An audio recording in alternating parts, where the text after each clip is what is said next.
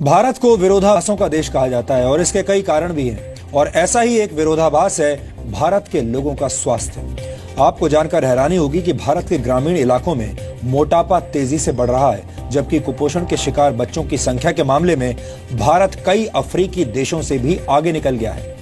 आज हम भारतीयों की सेहत से जुड़े इसी विरोधाभास का एक विश्लेषण करेंगे। ये डीएनए टेस्ट हमने ग्लोबल न्यूट्रिशन रिपोर्ट का अध्ययन करके तैयार किया है। ग्लोबल न्यूट्रिशन रिपोर्ट से हासिल किए गए नए आंकड़ों के मुताबिक भारत के 38.7% बच्चे कुपोषण के शिकार हैं, यानी इन बच्चों को शारीरिक विकास के लिए जरूरी पोषण नहीं मिल पाता।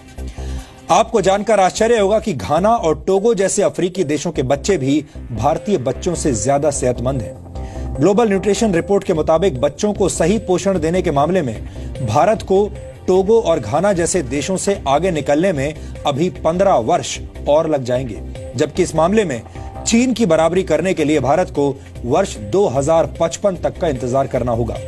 ग्लोबल न्यूट्रिशन रिपोर्ट के नए आंकड़ों के मुताबिक बच्चों को पोषण देने के मामले में हमारा देश भारत 134 देशों में 114वें नंबर पर है।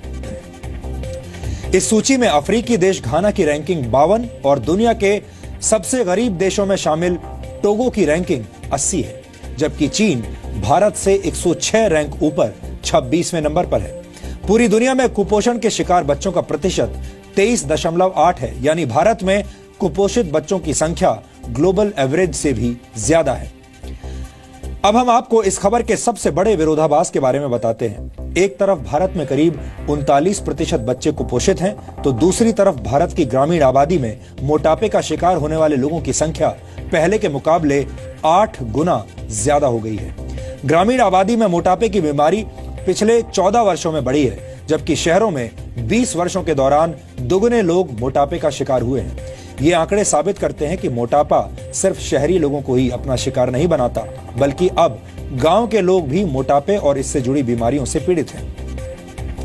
ग्लोबल न्यूट्रिशन रिपोर्ट में यह भी कहा गया है कि भारत में जिन परिवारों का कोई ना कोई सदस्य दिल की बीमारी से पीड़ित है, उन परिवारों की 30% आमदनी बीमारी के इलाज में खर्च हो जाती है। इस रिपोर्ट के मुताबिक भारत में दिल से जुड़ी बीमारियों के इलाज में आने वाला खर्च भी 58% तक बढ़ गया है। इन आंकड़ों से साफ है कि भारत को आगे बढ़ने के लिए जिस तरह से ऊर्जा की जरूरत है, उसी तरह भारत के लोगों को आगे बढ़ने के लिए सही पोषण की जरूरत है। भारत की ऊर्जा जरूरतें तो एनएसजी यानी न्यूक्लियर सप्लायर्स ग्रुप जैसे समूहों में शामिल होकर पूरी हो जाएंगी, लेकिन भारत के बच्चों को सही पोषण देने के लिए एक और एनएसजी यानी न्यूट्रिशन सप्लायर ग्रुप बनाना होगा, ताकि देश का कोई भी बच्चा भूखा और कुपोषित न हो।